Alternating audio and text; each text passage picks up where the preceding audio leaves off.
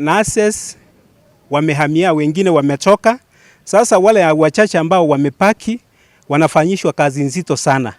Hasa tunalalamikia jambo ambalo county government imepanga, inawatoa nurses kutoka kwa zile facilities tunaita dispensaries na kuacha nasi mmoja ahudumie wagonjwa, afanye ile kazi yote, na kwa njia hiyo wanamnyima zile siku zake za kwenda leave.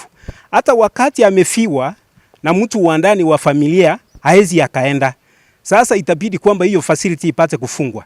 Kwa hivyo, na tena kuna transfers zinapeanwa ni kama peremende. Kila wakati wanapatiwa transfer. Hata kabla amalize kama ni miezi 6 unapata kwamba muuguzi amepatiwa transfer. Hii imeathiri familia zao. Hata watoto wamekuwa transferred from schools every now and then. According to the Nursing Council of Kenya, a standard roster, a nurse is supposed to work for 40 hours. But as we speak, nurses are working 70 hours in a week. The county government should come out and clarify on why it has not employed nurses. Right as we speak, we are telling the community of Nyamira that they are being treated by quack nurses. We have our station, our in charge, facility in charges, and the chairman of the facility are currently recruiting nurses which are not known by the county government public service board. According to MOH norms, inasema kwamba at least kwa level 2 tukue na nurses 4.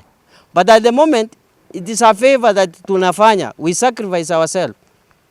Tunafanya watu wawili. But wamefikia mahali kuna jamaa wanakaa kwa ofisi.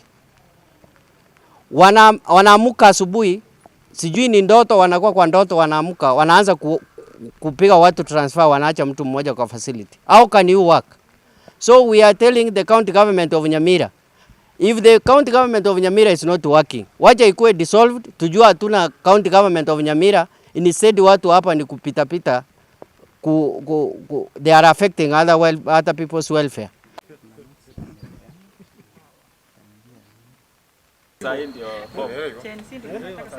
By the way, wanaanza kuuliza nani hiyo, wanasema hii hatutasema hapa yani.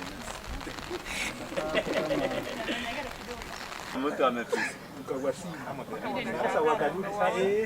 Mtu ameenda kuficha mrembo kwa room, anaacha kabisa. Atapata director. So tuache yule ndiko.